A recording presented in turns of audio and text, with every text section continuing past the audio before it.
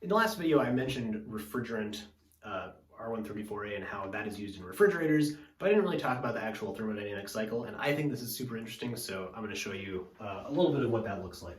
So on our PV diagram, I'm going to draw this big because this will be the centerpiece of this part of the lecture. On our PV diagram, so I guess we'll call this maybe realistic refrigerator with our 134A.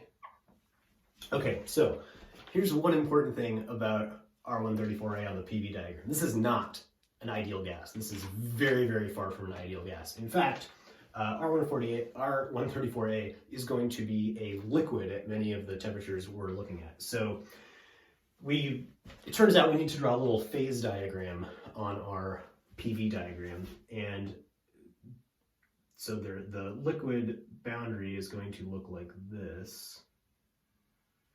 So over here we have all liquid, over here we have all gas, here we have some combination of liquid plus gas, and up above here, that's above the critical point. Don't worry if you haven't had PChem, or yeah, we're only going to be worried about things below here, so don't worry about what happens up there. Okay, so down here we have a mixture of liquid and gas, and over here on this side we have, more liquid than gas. Over here we're almost all gas with a little bit of liquid. So how far we are horizontally is determining like the proportion of liquid and gas we have.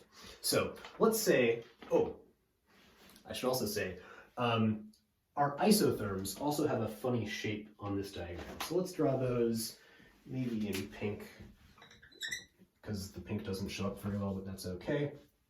Our isotherms look kind of like this. They are super not ideal gas isotherms. So we'll call this our hot temperature, T hot. And note that this is perfectly horizontal. So at a particular pressure over a wide range of volumes, we have the same temperature. And that is because this temperature is the boiling point at this pressure. This temperature is the temperature where we are going from a liquid to a gas at whatever this pressure is. So as the pressure changes, that boiling point changes. We end up with a different temperature curve that we are on. So maybe this will be some other curve, TC, some cold temperature, and that looks roughly like this. Okay, so these are our isotherms. Maybe I'll label those. It says isotherms. Okay, so let's say we start with a gas that has just boiled away. It's right at its boiling point, and this, actually we can, well, yeah, let's say we have this gas that's at this cold temperature and right at its, but the temperature is still very close to its boiling point. It's just slightly above it. Okay, so we can take our gas and adiabatically compress it.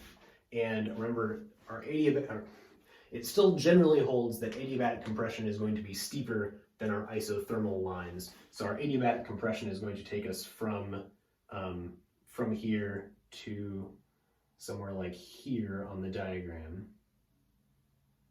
So this is adiabatic compression.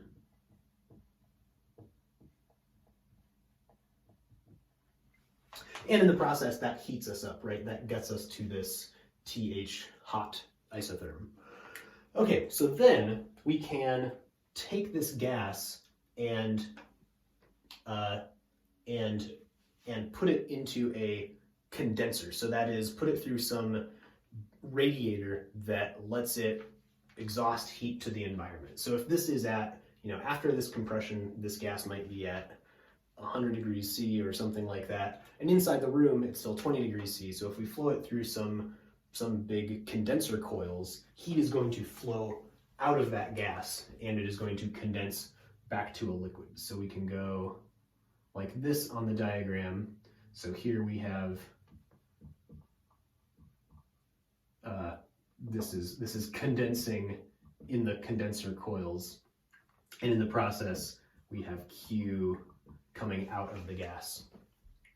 And of course, I called it a gas, but as soon as we cross this line, now it is partly liquid. And when we get over to here, now it is 100% liquid. It's just liquid at its boiling point. Okay, so we have this liquid at its boiling point at some high pressure. We can now take this liquid and this is the step that we haven't quite addressed yet, and that we will not address in this class, but you may learn about in other classes. Put it through a throttle valve. So in practice, this is just going to be like a place where the pipe with the refrigerant in it, maybe it gets narrower and then bigger again, so you're pushing it through some small hole.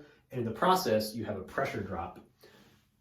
And when you have that pressure drop, you also have a large temperature drop. So this pressure drop and temperature drop happen at the same time, and there's a small amount of expansion that happens along with this. You're going to end up with some gas where you just had liquid before. So this is this process is called throttling, and this is a isenthalpic process, meaning that the enthalpy is staying the same. I know we don't know what that is, so don't worry too much about it. But that is how you can figure out where you end up if you start here. And then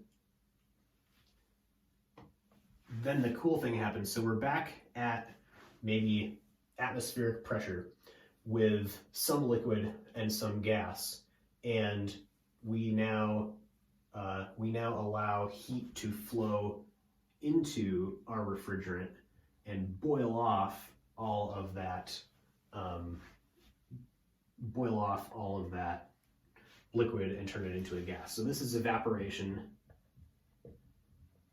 and in that process we have heat going into our substance and changing its phase. One reason why these liquid gas cycles are much better than ideal gas cycles is this liquid gas transition has a lot of energy, right? There's a lot of that latent heat that's required to undergo this phase transition, and that latent heat is exactly how much heat you can pull out of the cold part of your refrigerator, right? These evaporator coils are the things on the inside that keep the inside cold. So for a particular amount of stuff, you get more energy transfer than you would just for an ideal gas.